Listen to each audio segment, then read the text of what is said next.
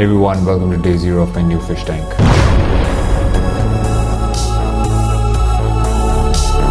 So I went to Louis' house to pick up the tank. Louis is the owner of LG Enterprises, which is one of the best aquarium shops in Goa. I brought the tank home in my car, but I was not very confident of getting it out myself because it's heavy. But no one was around and I was in somewhat of a hurry, so I had to do it myself.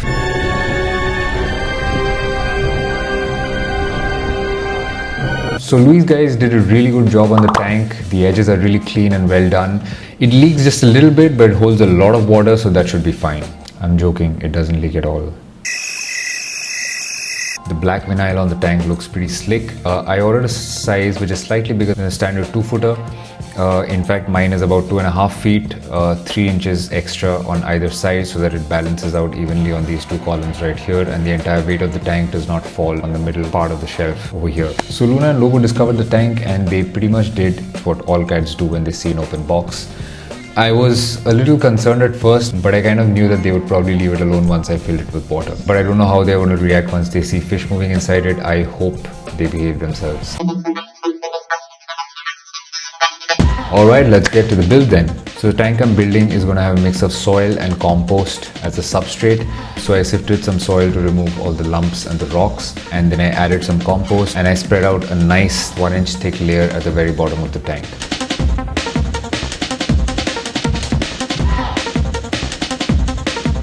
I then went out to get a little bit of pond soil and pond water to inoculate the substrate with aquatic microbial life.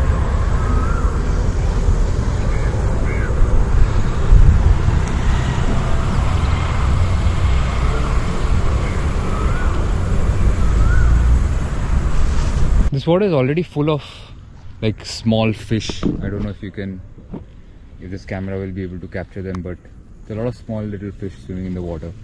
So this spot over here looks nice, so I'm just going to scoop out some soil. I got back home and added some water to the soil to make it into some nice moist mud because it feels really good on the hands when I just love the feeling of moist mud in my hands. It's like chocolate. The weird thing about moist mud is that it looks like chocolate but it doesn't taste like chocolate.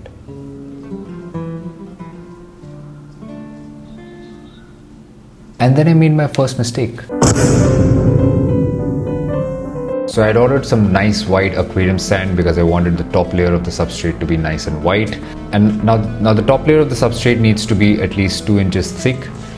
And the bag that I had ordered was 5 kgs, which turned out to be way too little to make a 2-inch layer. Now the layer can't be less than 2 inches because otherwise the roots of the plants would start touching the soil at the bottom, and the soil at the bottom is so intense with nutrients that it starts burning the roots. That's what I found out on the videos online anyway.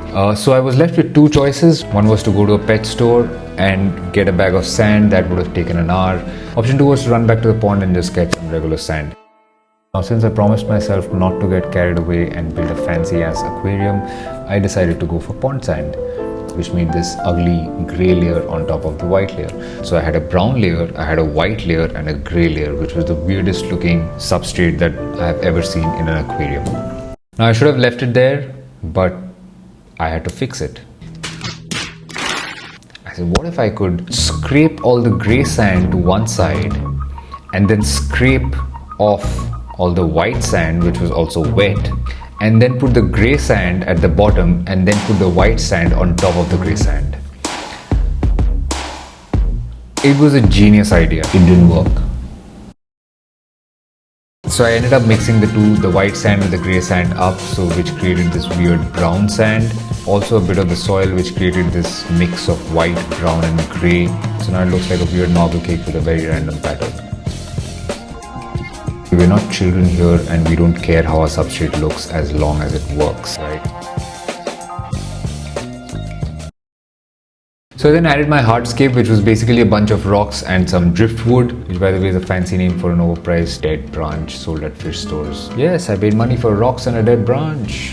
doing new things in life. My friends are traveling to Japan and Europe and New Zealand, and I'm here spending my money on dead branches and rocks. You tell me who's cool. So in this setup, the driftwood is resting on the tank. About 80% of the driftwood will be submerged in water and 20% will be outside. So I can put some plants on the outside as well with the roots submerged in water. The way I have it in my head, it's going to look pretty nice when it all comes together. One problem with the driftwood is that I'm supposed to soak it in water for about 3 or 4 days so that all the tannins leach out. But the driftwood is so dimensionally unique that it's not fitting into any of my buckets. Yeah, so now my expensive branch is just sitting on a shelf. Anyway, so then I set up the lights and I gradually poured in the water. The cats thankfully lost a lot of interest as soon as they saw water. I invited them, but not once did they jump in.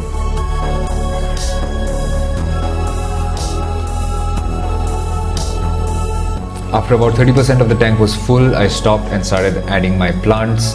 I had very few plants that I bought from a store at eye-watering prices. So I'm supposed to cover 75% or more of the substrate with plants so that the ecosystem kicks off nicely. But with this handful of plants that I had, I was only able to put them at 4 corners of the tank, put some of them in the center along with the rocks. I then added the sponge filter and filled in the rest of the water.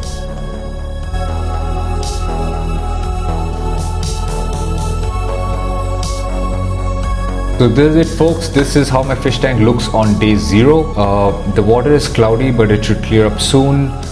Do you like it? Do you think it could have been better? Do you think this is going to be great? Do you think this is going to be a disaster? Let me know in the comments, and I'll be back with more updates soon. Bye.